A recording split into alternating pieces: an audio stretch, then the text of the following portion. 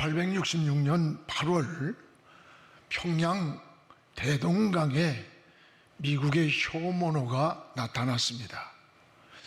그 배에는 24살의 토마스 선교사가 동승을 하고 있었고, 그가 바로 한국 개신교의 첫 순교의 피를 흘린 주인공입니다. 그는 조선의 쇼모노를 타고 대동강변에 도착했을 때 이 무력 충돌이 일어났습니다. 대동강변에서 좌초된 쇼모노 위에서는 사력을 다해서 강가로 책을 던지는 사람이 있었는데, 그가 바로 토마소 선교사였습니다. 그는 마지막 남은 한 권의 성경책을 가슴에 안고 강물로 뛰어들었고, 바로 조선군에게 생포가 되었습니다. 처단 임무를 맡은 박춘권이 칼을 뽑아서 토마스의 목을 치는 그 순간에 잠깐만 멈춰달라, 자기 품에 가지고 있던 그 성경책 한 권을 꺼내서 이 박춘권에게 줬습니다. 훗날에 박춘권은 평양교회의 장로가 되었습니다. 그가 준 성경을 뜯어가지고 벽지에 대배를 했던 그 박용식의 집이 훗날에 널다리 교회라는 예배 처소가 되었던 겁니다. 이것이 과연 우연이겠는가? 우연이겠는가? 아닙니다. 성령의 역사였습니다.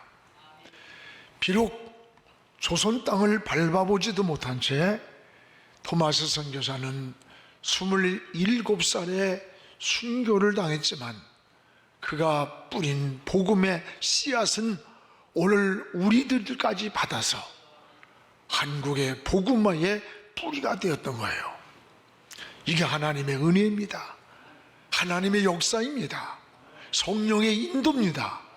그리고 성령의 역사가 계속 이어졌습니다. 오늘 말씀은 오순절날 총 임한 성령의 역사를 볼 수 있습니다. 성령을 통하여 탄생한 초대교회는 자신들의 의지가 아니에요. 자기들의 생각하는 것, 계획하는 것 아니고 성령이 말하게 하심을 따라, 성령의 인도하심을 따라 말하게 하심 말했고, 또 모든 중심축이 성령의 임재였습니다. 이것이 오순절 성령으로 출발한 초대교회의 모습이라는 것을 볼 수가 있어요. 이 초대교회는 무엇보다 균형이 잘 잡혔습니다. 모든 교회의 롤 모델입니다. 이 초대교회를 모델로 삼고 우리 교회도 이 목회 철학을 정한 거예요. 그게 바로 균형 목회가 된 겁니다. 여러분, 균형이란 대단히 중요합니다. 이 균형이 무너지면 추락을 하는 거예요. 건축할 때도 균형을 잘 잡아주는 추가 있습니다. 그게 다림줄이에요. 사람도 균형이 잘 잡힌 사람을 인격적인 사람이라고 합니다. 균형이 뭐예요? 지정의의 밸런스가 잘 이룬 사람입니다. 여러분, 신앙도 마찬가지예요. 신앙도 이게 균형이 잘 잡혀야 돼. 어떤 사람은 성경은 많이 하는데 기도를 하지 않아.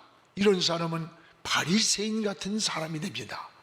반대로 기도는 많이 하는데 마음속에 성경 말씀이 없고 늘 공허해 있는 사람이 있어. 이건 신비적인 체험은 하지만 신비주의자로 전락해버리는 거예요. 그래서 성경의 균형 잡힌 교회가 바로 오늘 이 초대교회의 모습인 것을 잘 보여줍니다. 여러분, 초대교회가 어떤 모습이에요? 철저하면서도 독선적이질 않아요. 뜨거운 은혜가 있으면서도 광신적이질 않습니다.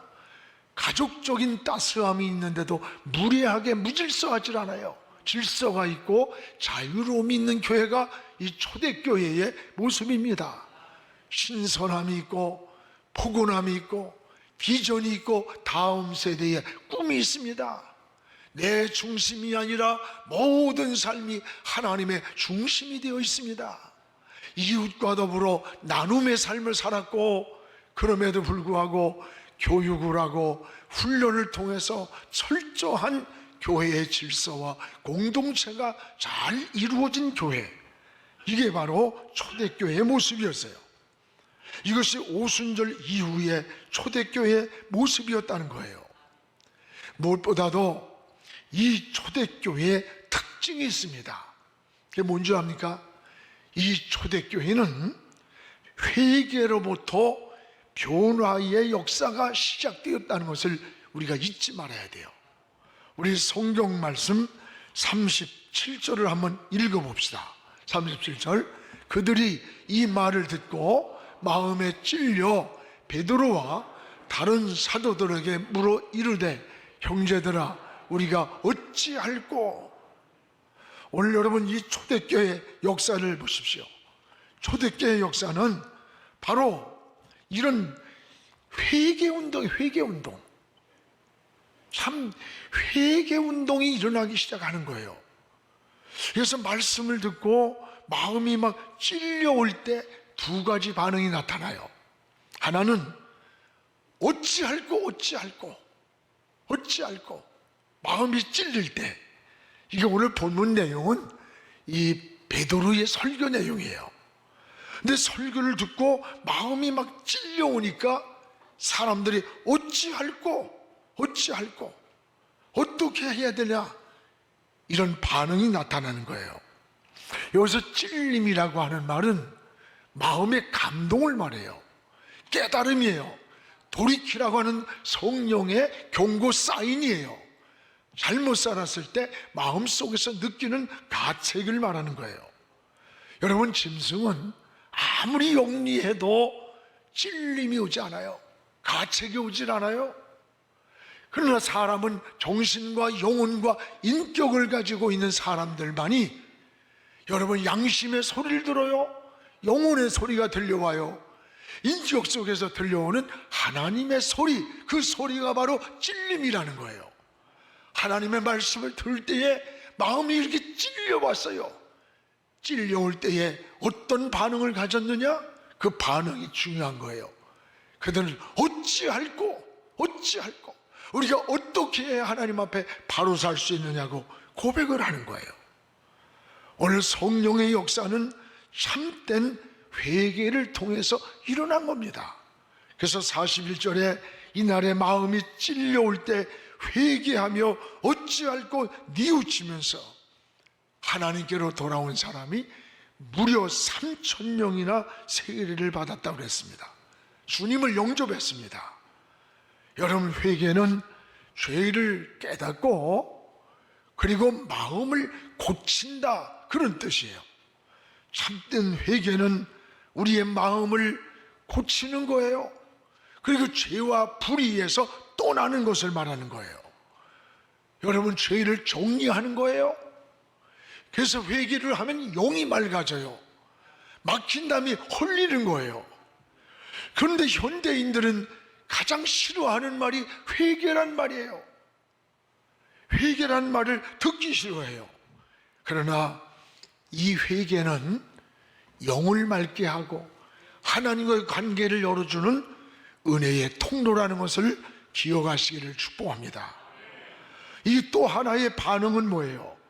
마음이 찔려올 때 오히려 이를 갈면서 돌을 던진 사람들이 있어요. 사도행전 7장 51절에서 53절을 보면 이건 스데반이 하는 설교입니다. 말씀을 들을 때 마음이 똑같이 찔려왔어요. 문제는 어떻게 반응을 했느냐야. 어떻게 반응했느냐. 여기 54절에 보면 이를 갈았다. 복음을 받아들이질 않는 거예요. 57절에 귀를 막았어요. 복음을 거부하는 겁니다. 또 여기 58절에 보면 스데반을 향해 돌을 들고 이를 갈면서 돌로 쳐 죽였어요. 오늘 이 베드로가 하는 설교나 스데반의 설교의 내용은 똑같아요. 십자가와 부활을 증거하는 설교였습니다. 동일하게 마음이 찔려왔습니다. 문제는 어떻게 반응하느냐예요. 그 찔림에 대한 반응이 달랐던 거예요. 오늘 어찌할꼬 회개하는 자들이 있는가 하면 찔려올 때 오히려 이를 갈고 귀를 막고 돌을 던진 자들이 있습니다. 오늘 여러분 이 두 가지 반응을 보면서 여러분은 말씀을 듣고 또 삶에 찔려올 때 있어요. 때로는 기도하다가 말씀을 듣다가 삶을 살다가 찬양을 하다가 이럴 때 여러분의 마음에서는 그 찔려오는 그 시간 어떤 반응을 합니까? 귀를 막고 이를 갈고 돌을 두는 이런 모습입니까? 오늘 초대교회는 회개하면서 돌이켰습니다. 이때 성령의 역사가 일어났습니다. 은혜를 경험했습니다. 교회가 부흥했습니다. 한 가지 말씀을 믿음으로 받아들일 때 여러분 그 말씀 앞에 어찌할꼬 회개가 이루어지는 거예요. 말씀을 인간적인 생각으로 육신적인 생각으로 자기의 기준의 이성적 판단으로 들을 때는 이를 갈고 귀를 막고 그리고 돌을 들었던 거예요. 사랑하는 여러분, 성령운동은 언제 일어나는 줄 압니까? 회개를 통해서 일어난다는 것을 기억하시기를 바랍니다. 그래서 스펄전은 목사가 설교하는 것은 그냥 듣기 좋은 소리가 아니라 그 본질은 목사의 설교는 죄를 떨어뜨리는 화살이 되어야 된다는 거예요. 목사가 설교를 하고 나면 마음속에 감추었던 죄가, 은밀하게 지었던 죄가, 잘못된 길을 걸어가던 사람이 어찌할꼬 이렇게 살면 안 되는데, 이런 방법으로 가면, 이런 짓 하면 안 되는데, 이런 마음속에 찔림이 와서 그 죄를 정리하고 떨어뜨리게 하는 화살과 같아야 된다는 거예요. 맞습니다. 근데 여러분, 목사님들이 요즘 어때요? 듣기 좋은 소리나 하려고 하고 부담스러운 건 피해가려고 그래. 요즘 설교 가운데 회개 설교하는 거 봤어요? 별로 없어요. 저는 오늘 사도행전을 3번째 강의하면서 사도행전의 오순절의 역사는 철저하게 회개를 통한 것이 은혜의 통로였다는 것을 다시 한번 생각하면서 여러분이 말씀을 듣다가 찬송을 하다가 기도하다가 마음속에 찔려올 때에 거부자가 아니라 어찌할꼬 하면서 하나님의 보좌 앞에 엎드리는 이런 신앙이 되기를 주의 이름으로 축원합니다. 또 하나, 초대교회는 교육과 훈련이 아주 철저했습니다. 오늘 42절을 같이 읽겠습니다. 그들이 사도의 가르침을 받아 서로 교제하고 떡을 떼며 오로지 기도에 힘쓰니라. 사도의 가르침을 받고 서로 교제하며 떡을 떼며 모임 공동체를 가졌어요. 오순절 성령을 체험한 성도들은 능력을 받았습니다. 많은 은사를 체험했어요. 아니, 이런 성도들에게 왜 사도들의 가르침이 필요했을까? 여러분, 이걸 알아야 돼. 신앙은 은혜 받았다고 해서 하루아침에 성숙해지는 거 아니에요. 잘 먹었다고 해서 하루아침에 어른 되는 것도 아니에요.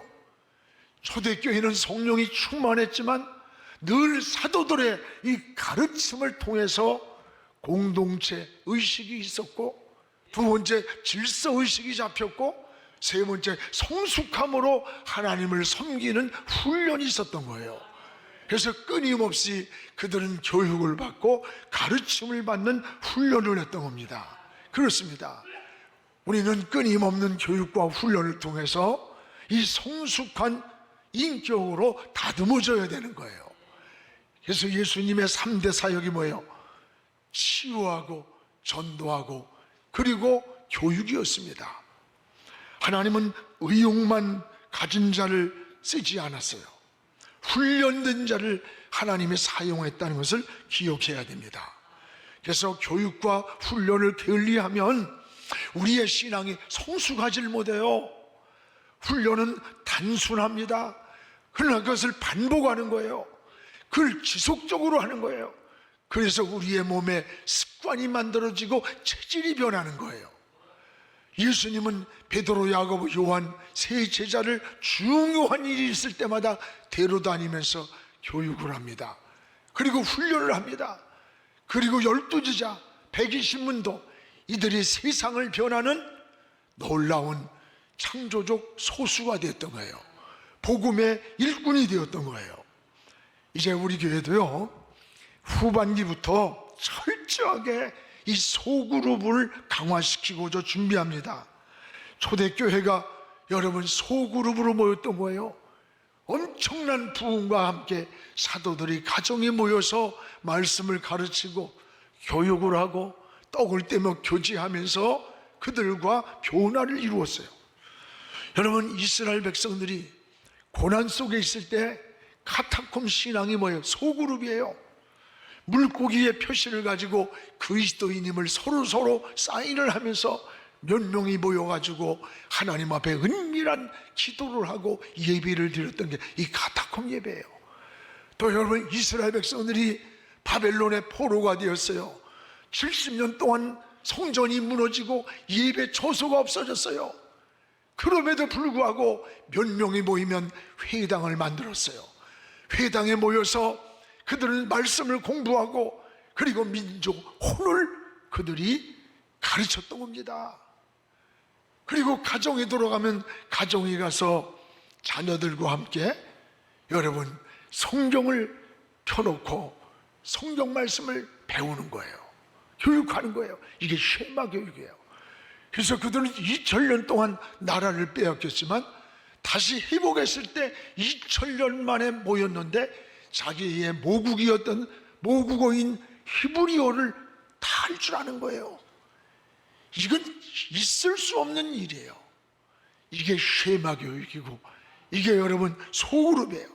그 이스라엘 백성들은 바벨론 70년 만에 돌아왔는데 그대로 신앙을 유지하고 있었어요. 이게 여러분 회당에서 모였던 일들. 그리고 그들은 저 바벨론 강가에서 예루살렘을 바라보면서 성일이 되면 우는 거야. 하나님, 어서 돌아가서 하나님을 찬양하고 하나님을 예배할 수 있는 시간이 오게 달라고. 하나님은 70년 만에 포로에서 해방시키셨고 하나님의 역사를 이루었던 거예요. 사랑하는 여러분, 이제 변화는 이 소그룹 안에서 서로 나누고 서로 중보기도 하고 이런 속에서 변화를 경험합니다. 저는 우리 교사 여러분들, 여러분이 맡은 반 아이들이 3명, 5명, 7명, 10명 얼마나 됩니까? 그 5명의 영혼을 가슴에 품으세요. 그리고 그 영혼을 양육하세요. 돌보세요. 이름을 매일같이 부르면서 눈물로 기도해 보십시오. 하나님의 역사가 일어납니다. 일어납니다. 여러분, 우리 목장도 마찬가지요. 목자는 맡겨주신 목원들 한 사람 한 사람을 가슴에 품으세요.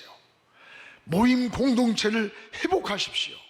그들을 양육하고 돌보십시오. 양떼의 이름을 새벽마다 부르며 눈물로 기도하면서 그 양떼를 세워보세요. 하나님의 지혜를 주고 어디가 아픈지 어디가 문제가 있는지 어려움이 있는지 하나님의 지혜를 줍니다. 100마리의 양을 그 속에서 한 마리 양을 잃었을 때 그 잃은 한 마리 양을 찾도록 찾았다고 하니까 설교를 하면서도 주님은 그 한 마리 양에만 집중됐습니다 했는데 아닙니다. 주님은 매일같이 그 목자는 100마리 양을 매일같이 세워보았기 때문에 그런데 그날따라 한 마리 양을 없는 걸 발견한 거예요. 매일같이 양떼를 세어보지 않았다면 그 71마리를 찾을 수가 없는 거예요. 한 달, 두 달, 1년 후에나 찾는 거예요.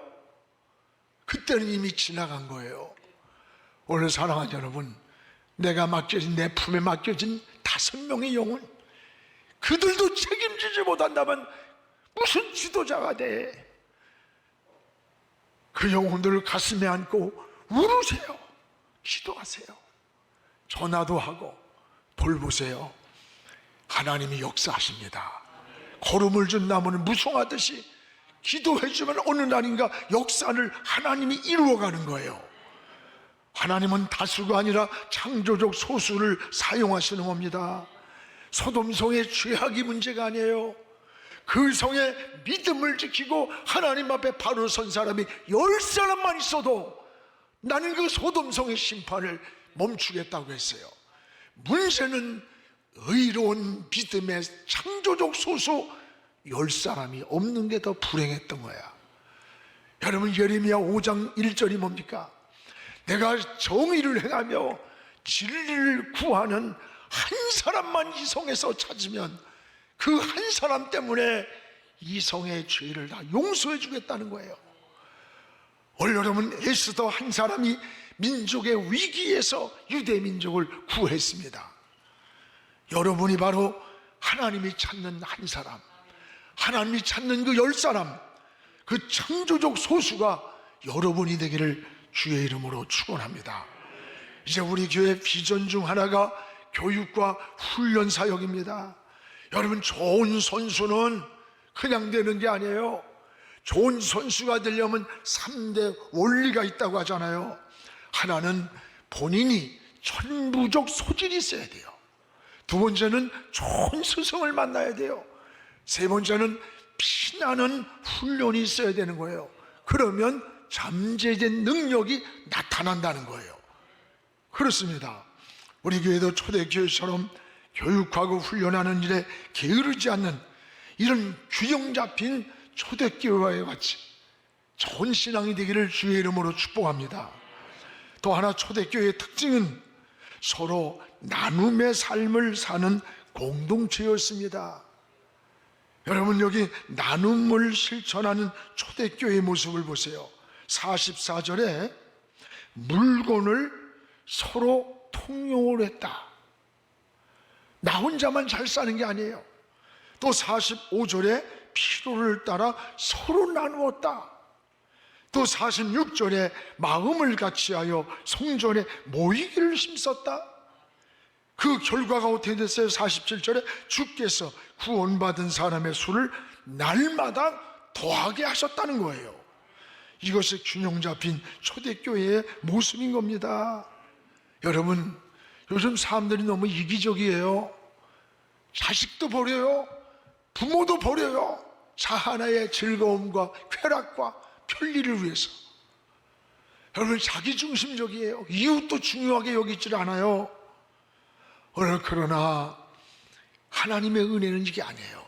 은혜를 경험한 초대교회는 그러지 않았어요. 마음을 같이 했어요. 어렵고 내 손길이 아니면 일어설 수 없는 이웃을 살폈어요. 서로 나누면서 배려를 했던 겁니다. 이게 하나님의 나라요, 은혜 받은 자의 삶인 거예요. 구원받은 이후의 삶이 뭡니까? 내가 무엇으로 하나님을 섬기고 이웃을 섬기고 주님의 향기를 드러낼까를 찾는 거예요. 그 사람에게 은혜를 주고 그 사람에게 복을 주시는 겁니다. 1사후세 때 있었던 일입니다. 쪽배를 타고 남한으로 월남을 하는데 그 쪽배에 탄 사람 가운데 작은 배에 자리 하나가 모자라는 거야. 그때에 그 주변을 살펴보던 목사님이 배에서 벌떡 뛰어내리면서 그 배를 쭉 밀어들래요. 그러면서 저 남한에 가서 예수 잘 믿고 신앙생활 잘하자고요. 그러면서 목사님은 육지에서 손을 흔들면서 떠나보냈더랍니다.